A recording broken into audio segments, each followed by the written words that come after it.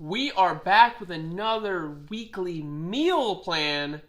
We are showing you the most delicious, nutritious meals on the planet.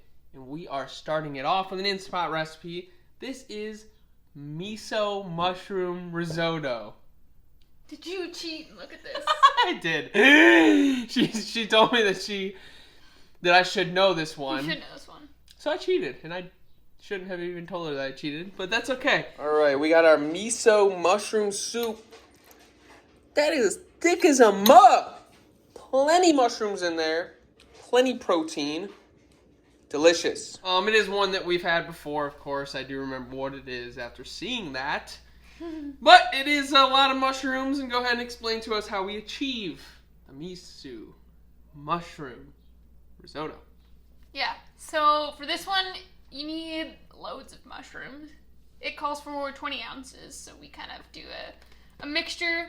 Got your baby bella, just traditional, some shiitake, and then this is a chef's sampler of a bunch of different types. Which apparently she said that it switches every time. Yeah. It's never the same, so it's just a few different mushrooms. We put a lot of mushrooms in this, and let's hear. At least 5 different varieties of mushrooms.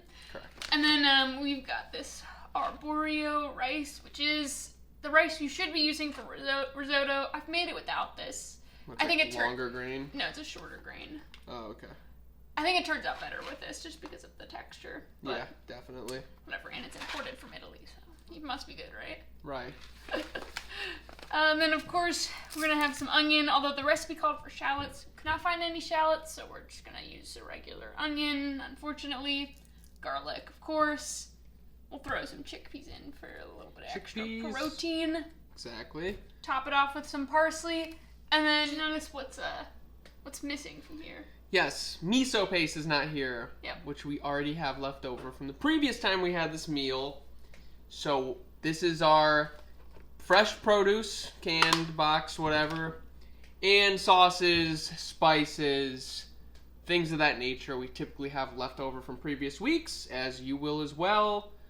Wasn't pictured here, but that's what we're using to achieve it.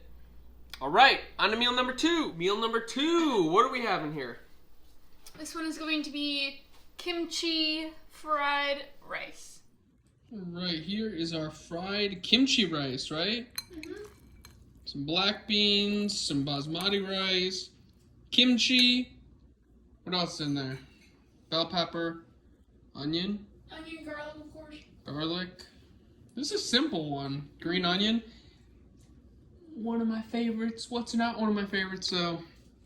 Throw my favorites in Chrissy's kitchen, baby. My favorite kimchi on the planet resides inside of this bottle right here, or package, container, whatever you want to call it. I love it. Super spicy. Korean style kimchi. So this is the kimchi we're using for it. I remember this meal from months ago, and it is one of my favorites because everything she makes is one of my favorites. Alright, so let's hear how to achieve it. What are we doing? This one's super simple, super easy, pretty quick to make. So you're gonna just cook your rice, normal. Yep. And then fry up your vegetables. Onion, garlic, bell pepper, jalapeno, ginger. And then we'll throw in the rice, throw in the black beans, kimchi, a little bit of maple syrup. Top it off with some green onions, cilantro, and then we'll be using a little bit of Korean chili paste as well in there, but we've got that in the fridge. Awesome, and I see we have the canned beans this time. They must have not had the box. They didn't. We typically like the box, but Fuckers. yeah, sons of the guns. So, quick, easy, simple, delicious, healthy, nutritious. Oh yeah. High protein. That's what we like. Good probiotics. Good probiotics. With the kimchi. We will see you for meal number 3. Looks like meal number 3 for us is Portabello Pot Roast. Alright, we got a Portabello mushroom pot roast here, as you see.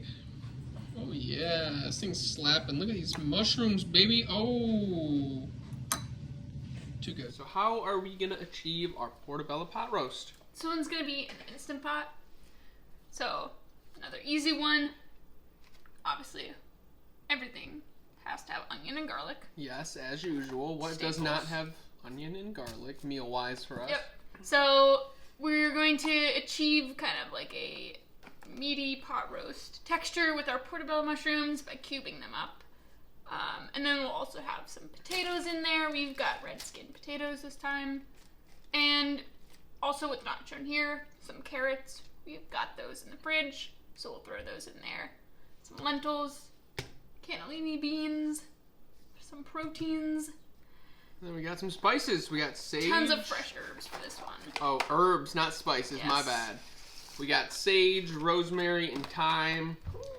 If we can get our herbs outside of the plastic, we do. If we cannot, and this is the only way we can achieve them, we get them this way. So that is how we go about getting our herbs.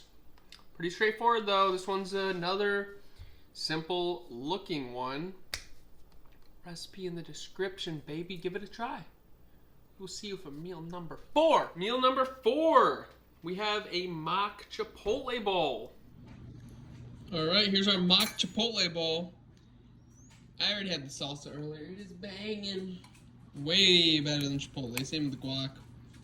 Look at this beauty.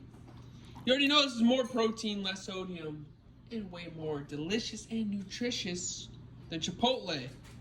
Oh yeah. I see all type of fun going on the counter here, so it's looking like it's gonna mock the Chipotle bowl that we typically get.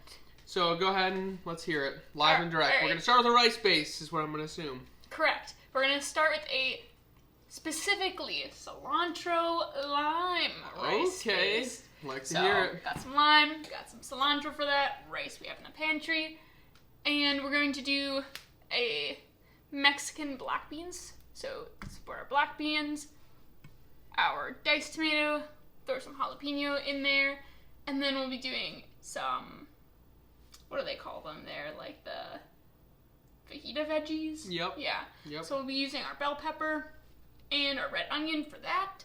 I'm going to be making like a corn salsa with some tomatoes, and then we have, it's fire roasted frozen corn we have in the freezer.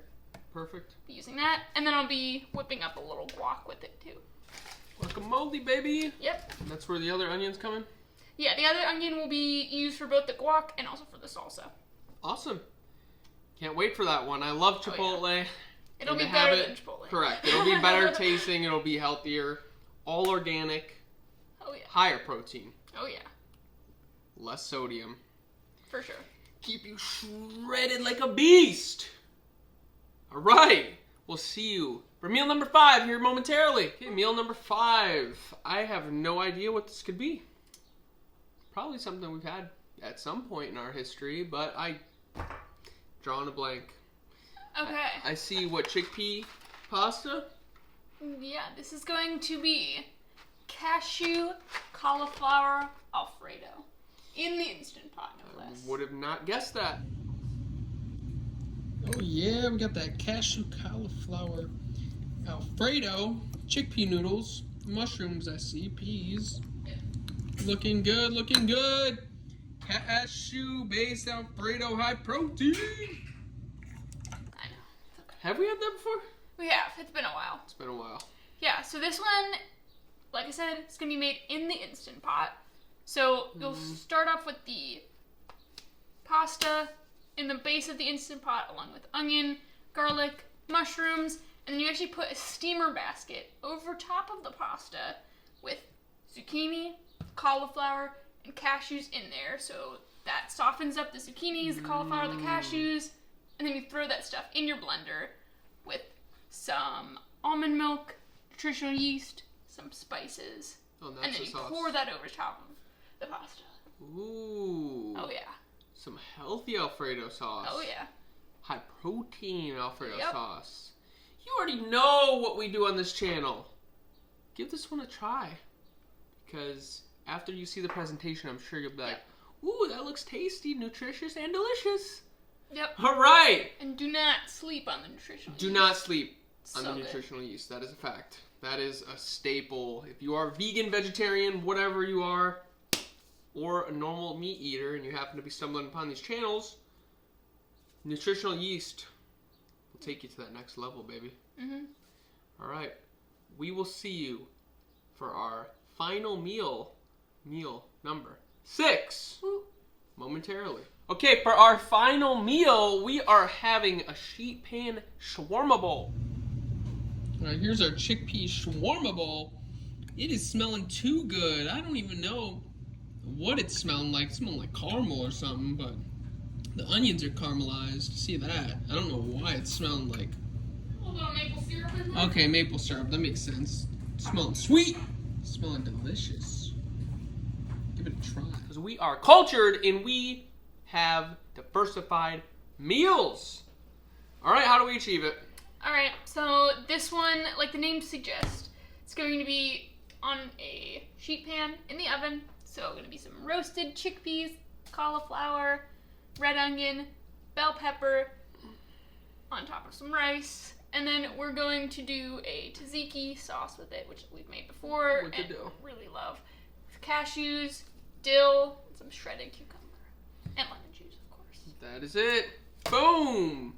We have successfully closed out another weekly meal plan, showing you guys our groceries live and direct, produce in the flesh, with little to no processed foods, no fake meats, no tofus. How do you get it done? How do you stay so freaking jacked as a vegan for 7.5 years?